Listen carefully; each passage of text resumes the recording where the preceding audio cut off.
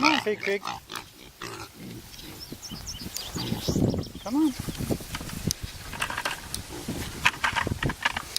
Come on, pig pig.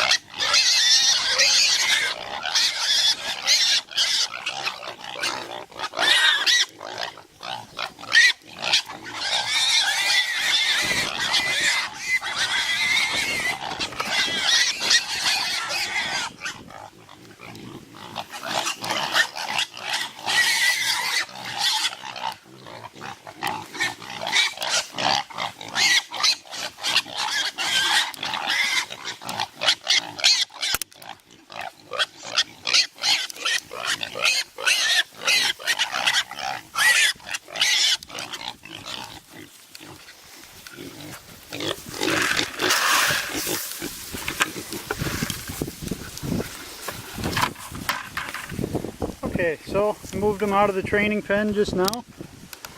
This is the first time they've been out in the actual paddock shift system. We're in the laneway here. There's a laneway with electric fence on both sides. And there's, up that way, there's 1, 2, 3, 4, 5 paddocks, all connected to this central laneway with the water trough right in the middle of it. And also the laneway goes off that way and on the woods line right there. And there is 1, 2, let's see, 1, 2, 3, 4 paddocks there also. And you probably can't see it, but right there, those 2 posts, that's the entrance to the woods paddocks. So that's open at all times. And this whole patch of forest, which is about 6 or 7 acres, is broken into 4 somewhat equal paddocks in a big kind of a grid pattern. 1, 2, 3, 4. And one of them even has a pretty nice pond in it. So the deal is going to be, at all times, they'll have access to a portion of one paddock. Right now, to make it easy, I just used the paddock that their training pen is in. So I simply have this gate here, which you can see the wire handle gates here.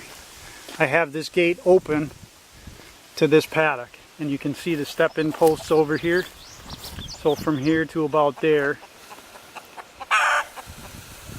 so that line is where they have pasture. So they have pasture to eat. They have always access to this central, we call it the picnic area, where these big trees are. They'll have access to that at all times for shade, and just because it's nice and cool in there. And the pond spillway goes through there, so they'll probably make a pretty nice wallow down in there, which I'm fine with.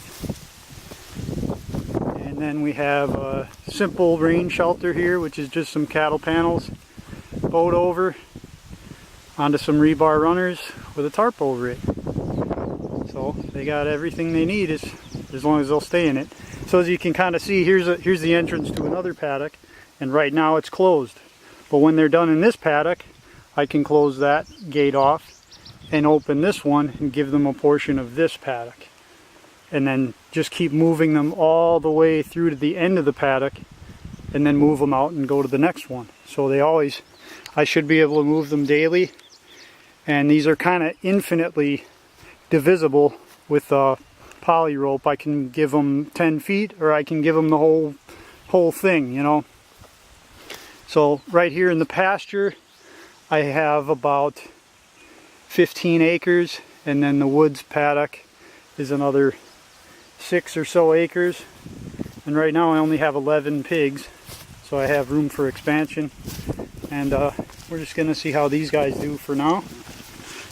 I'm still feeding them just some regular co-op pig feed. I know that's not the greatest, but I'm trying to learn how to do this, and having a complete feed while I was training them made things much more easy and reduced the likelihood of them getting sick or having some kind of a mineral deficiency or something like that. The water trough is 110 gallon plastic. It's fed from below, from the spring by my house. There's just a valve, float valve in there, and I put 2 strands of hot over the top of it, so they kind of, if you don't put hot wire over the water, they tend to play with it and make a big mess. So I like to have them just when they're drinking, staring at that hot rope, so and then they don't play with it anymore. And since they are still pretty short, I had to put these cinder blocks. I'm hoping they get the idea of being able to get up and in there.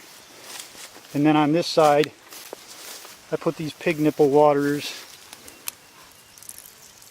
and we'll see how they what they prefer. So I kind of trying a little bit of everything, because I've never done this before, and just trying to find out what works, and then when I find out what works, I'll do more of that.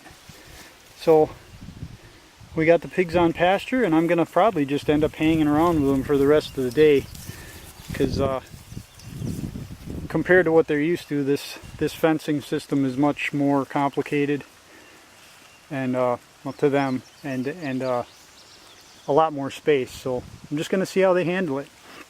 Anyway, pigs on pasture. I'm hoping to be able to just feed them very minimally. I'm kind of just hoping to feed them nothing more than eggs, and you know, which I get quite a bit of when my layers are really going. And what I'm hoping is to just give them the protein from the eggs and let them get the rest off the pasture.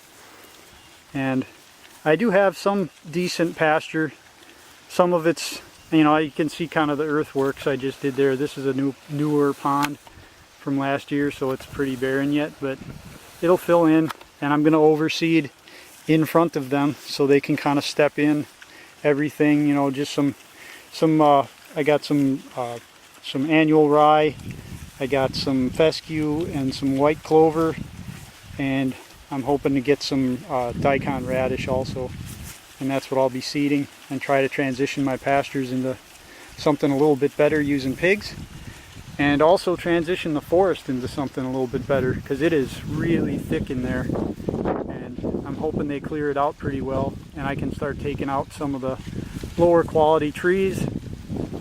You know, it's mostly hickory, oak, and beech and poplar, and there's a little bit of cedar, so there's going to be a lot of nuts falling in the fall.